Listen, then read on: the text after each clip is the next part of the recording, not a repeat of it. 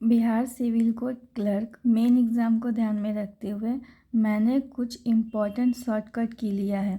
ये वो शॉर्टकट की हैं जो सबको प्रॉब्लम क्रिएट कर रहे होंगे। मतलब ये एक ही तरह के हैं और इनके अलग अलग फंक्शन हैं, तो इनको थोड़ा सा ध्यान में रखते हुए सबको कन्फ्यूज़न हो रहा होगा। तो मैंने सबको एक जगह करके और लिख दिया है, जिससे कि आप एक बार इसको देखोगे तो आपका कन्फ्यूज़न क्लियर हो जाएगा और आराम से ये सारे शॉर्टकट की दिमाग में फिट हो जाएंगे। जैसे कि पहला क्या है हमारा F2। देखिए F2 से फर्स्ट फंक्शन क्या है कि edit the active cell in Excel. Excel में सेल को जो एडिट करते हैं हम लोग उसको भी F2 से करते हैं। सेकंड F2 का क्या यूज़ है कि rename a select file of A folder के किसी भी फाइल को अगर रीनेम करना है तो उसके लिए भी हमारा शॉर्टकट की क्या है F2 है। उसके बाद क्या है रीनेम सेलेक्टेड आइटम। अगर किसी भी सेलेक्टेड आइटम को रीनेम करना है तो उसके लिए भी शॉर्टकट की क्या है हमारा F2 है। तो ये हमारा F2 फंक्शन की का 3 काम है, 3 फंक्शन है। तो इसको याद कर सकते हैं हम लोग आराम से। आप रीनेम को कॉमन कर सकते हो, फाइल हो, फोल्डर हो या कोई भी सेलेक्टेड आइटम हो, अगर उसको रीनेम करना है तो आराम से F2 ध्यान में रख लीजिए। ठीक है। इसके अलावा एक ये फंक्शन को ज़्यादा ध्यान में रखिएगा कि एक्सेल में सेल को अगर एडिट करना है तो उसके लिए भी फंक्शन की F2 है। तो F2 का 3 फंक्शन है। क्या है? एक एडिट, रीनेम और किस एक्सेल में सेल को एडिट करना और 2 रीनेम करना। तो ये हो गया F2 का। उसके बाद हमारा कंट्रोल जे है। कंट्रोल जे से भी 2 फंक्शन है, एक है जस्टिफाई अलाइनमेंट और दूसरा है download history in browser like Chrome.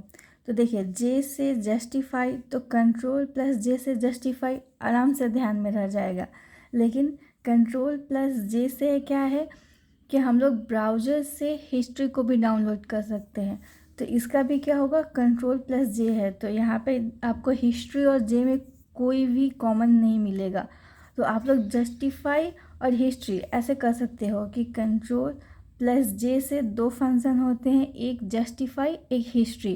तो जस्टिफाई हिस्ट्री, जस्टिफाई और डाउनलोड हिस्ट्री, ऐसे 2 बार पढ़ो, जस्टिफाई और डाउनलोड हिस्ट्री। इसके लिए शॉर्टकट की क्या है, कंट्रोल प्लस जे।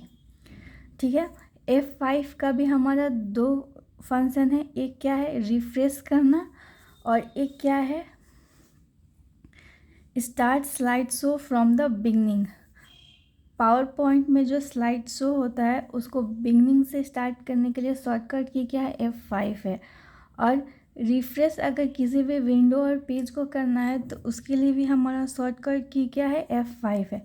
तो देखिए ये F5 5 और रिफ्रेश कुछ मिलता जुलता साउंड कॉमन आ रहा है ना, 5 रिफ्रेश। ठीक है। तो ऐसे 5 रिफ्रेश, तो रिफ्रेश के लिए शॉर्टकट की क्या है, 5। और इसी रिफ्रेश को ध्यान में रखते हुए एक साथ कर लीजिए कि F5 से एक हो जाएगा रिफ्रेश और एक हो जाएगा कि स्लाइड शो को स्टार्ट से अगर बिगनिंग से स्टार्ट करना है, शुरू से स्टार्ट करना है स्लाइड शो को, तो F5। तो स्लाइड शो को शुरू से स्टार्ट करना है या फिर किसी भी विंडो पेज को रिफ्रेश करना है तो F5 का ये 2 फंक्शन हुआ। फिर यहाँ पे देखिए कंट्रोल प्लस N से 3 है, तो तीनों का देखिए क्या है। एक है कि क्रिएट अ न्यू डॉक्यूमेंट, अगर नया डॉक्यूमेंट बनाना है तो कंट्रोल प्लस N। फिर देखिए यहाँ पे open a new browser in window, नया ब्राउज़र अगर विंडो में खोलना है तो भी कंट्रोल प्लस N। और फिर तीसरा क्या है, open a new blank document in MS word. MS word में अगर ब्लैंक डॉक्यूमेंट को भी ओपन करना है तो क्या है, कंट्रोल प्लस N। तो यहाँ पे देखिए open open new new new, ये देखिए ये तीनों में न्यू न्यू न्यू कॉमन है और N से न्यू और N से कंट्रोल प्लस N हमारा शॉर्टकट की है। तो देखिए कंट्रोल प्लस N से ऐसे ध्यान रखिए कि न्यू डॉक्यूमेंट क्रिएट, देखिए क्रिएट ओपन ओपन, खोलना या बनाना तीनों एक ही तरह का साउंड दे रहा है। N भी कॉमन है, डॉक्यूमेंट ब्राउज़र यहाँ भी डॉक्यूमेंट है। तो न्यू से ध्यान रख दीजिएगा कि कंट्रोल प्लस N से न्यू डॉक्यूमेंट बनाए या फिर न्यू ब्राउज़र ओपन करें विंडो में या फिर MS वर्ड में नया ब्लैंक डॉक्यूमेंट ओपन करें। तीनों के लिए क्या होगा, Ctrl+N। अच्छा, Ctrl+N का एक और है यहाँ पे, create a new power point presentation. Power point presentation को भी क्रिएट करने में Ctrl+N। तो ये देखिए, ये चारों में या तो क्रिएट है या तो ओपन है या सब चारों में न्यू न्यू न्यू ज़रूर है। ठीक है, तो डॉक्यूमेंट न्यू हो, ब्राउज़र खोलना हो, ब्लैंक डॉक्यूमेंट खोलना हो या कोई नया प्रेजेंटेशन बनाना हो, सबके लिए क्या होगा, Ctrl+N।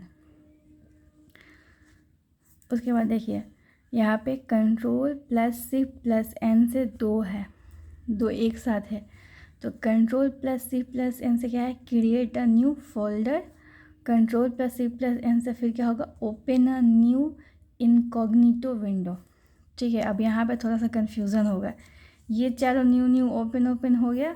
अब यहाँ पे देखिए Ctrl+N है और बीच में शिफ्ट आ गया है, तो यहाँ पे एक फोल्डर है और यहाँ पे इनकॉग्निटो विंडो है। ठीक है, क्रिएट और ओपन न्यू तो दोनों Ctrl+N में भी था, तो Ctrl+C+N इसमें क्या करेंगे, फोल्डर और विंडो को ध्यान में रखेंगे कि नया फोल्डर बनाना हो या फिर इनकॉग्निटो विंडो को खोलना होगा। इनकॉग्निटो विंडो ध्यान में रखेंगे क्योंकि ऊपर में भी ब्राउज़र विंडो था, तो अगर इनकॉग्निटो विंडो आ गया ना तो Ctrl+C+N।